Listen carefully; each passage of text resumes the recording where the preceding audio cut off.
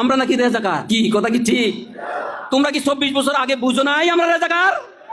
নির্লজ্জ! 24 বছর আগে যদি তোমাদের বন্ধু হইয়া থাকি, আর 24 বছর পরে রেজাকার হয় কিভাবে? এইসব কৌশল এখন জনগণ বুঝে। এরা তো পালিয়ে গেছে, তোমরা কোথায় পালাবা তার চিন্তা করো। ওই ঠিকানা বাইর করে দাও। ওই ঠিকানা বঙ্গোপসাগর অথবা লন্ডন। ওই ঠিকানা বঙ্গোপসাগর অথবা লন্ডন।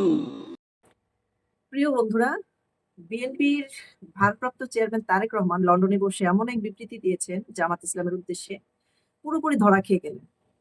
এমন ভাবে ধরা খেলেন যে জামাতের নেতারা এখন যে বিবৃতি দিচ্ছে সেটাতে পুরোপুরি ধরাই খাচ্ছে যে বিএনপি একটি রাজাকারপন্থী দল, এবং স্পষ্ট ধারণা প্রমাণ পাচ্ছে যে তারা মুক্তিযুদ্ধের মুখোশ পড়েছিল এতকাল, এবং মুক্তিযুদ্ধের আড়ালে তারা রাজাকারদেরকে আশ্রয় প্রশ্রয় দিয়ে এই বছরের পর বছর বাংলাদেশের মানুষকে ধোঁকা দিয়েছে।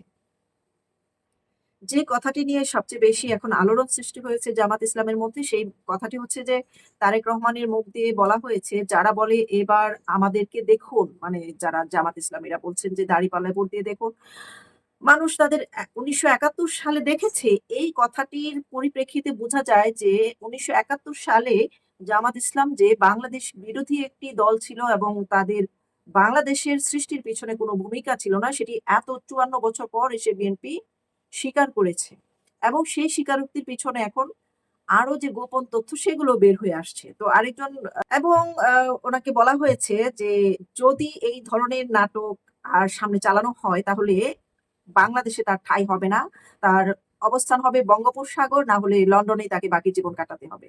তাহলে আপনারা বুঝতেই পারছেন কাদের ভয়ে তারেক রহমান বাংলাদেশে আসে না এবং কাদের জন্য। কারণ তাদের সঙ্গে এখন যৌথভাবে যে দলটি এত বছর একসঙ্গে ছিল, সেই জামাত আর বিএনপির সঙ্গে যৌথ রাজনীতি করতে রাজি নন, তারা এককভাবে ক্ষমতায় আসতে চান। সে কারণেই তাদের এই জোট, তাদের এই পিতা পুত্রের সম্পর্ক ভেঙে গেছে। কারণ মির্জা ফখরুল আলমগীর সাহেব বেশ কয়েকবার বলেছেন গণমাধ্যম কর্মীদের সামনে যে আমাদের একটি সন্তানের মতো একটি দল আছে জামাত ইসলাম, তারা আমাদেরই সন্তান, আমাদেরই খুব ঘনিষ্ঠজন। এবং আলেমরা যখন নাশকতা করেছিল আমাদের সরকারের সময় 24 নির্বাচনকে কেন্দ্র করে, সে সময় যে আলেমদেরকে মাহমুদুল হক সহ আরো যাদেরকে মামুনুল হক সহ আরো যাদেরকে এরেস্ট করা হয়েছিল, তাদের সম্পর্কে একটি উদ্ধৃতি দিয়ে বলেছিলেন, ঈদের পূর্বেই আমাদের আলেম সমাজকে কারাগার থেকে মুক্ত করে দিতে হবে, তারা আমাদেরই লোক, তারা আমাদেরই লোক। আজকে আবার বিএনপিরা বলছে যে তারা তো রাজাকার, তারা তো দেশদ্রোহী, তারা কেন রাজনীতিতে অংশগ্রহণ করবে, তাদের কোনো অধিকার নেই।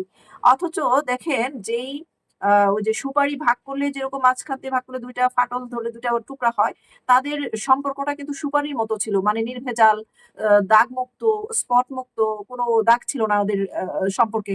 সেই সম্পর্কে এখন ফাটল ধরলো, দুই টুকরা হয়ে গেল, এবং একজন অপরজনকে পরিচয় দিতে রাজি নয়, স্বীকৃতি দিতেও রাজি নন। তার মানে বুঝতে পারছেন যে তাদের এই সময়ের যে রাজনৈতিক বিচ্ছিন্নতা, এটা কি জনগণকে আরেকটি ধোঁকার মধ্যে ফেলার চেষ্টা চলছে কিনা, বা তারা নির্বাচনের পরে যার যার ভোট অংশগ্রহণ নিয়ে আবার একসাথে হওয়ার কোনো চিন্তা ভাবনা আছে কিনা। এই মুহূর্তে আমরা কিন্তু এনসিপি কেও দেখতে পাচ্ছি জামাতের বিরুদ্ধে কথা বলতেছে, অথচ তারা জামাতকে নিয়েই কিন্তু একসঙ্গে এই সরকার গঠন করেছিল, এবং তারা জামাতের সঙ্গে একসঙ্গে সেজদাও দিয়েছিল। আমরা এনসিপির যে নাহিদ ইসলাম, তাকে দেখলাম যে জামাতের আমিরের সঙ্গে বিএনপির মির্জা ফখরুল আলমগীর, তাদের দুইজনের বগলের মাঝখানে দাঁড়িয়ে একসঙ্গে নামাজ আদায় করেছে। তাহলে এই মুহূর্তে সামনে নির্বাচনকে কেন্দ্র করে তারা প্রত্যেকে আলাদা আলাদা ভূমিকা পালন করছে। এটাও কি একটি ষড়যন্ত্র কিনা আমাদেরকে মাথায় রাখতে হবে। জামাতের নেতাকর্মী কি বলেছে সেটাও আপনারা শুনে দেখুন।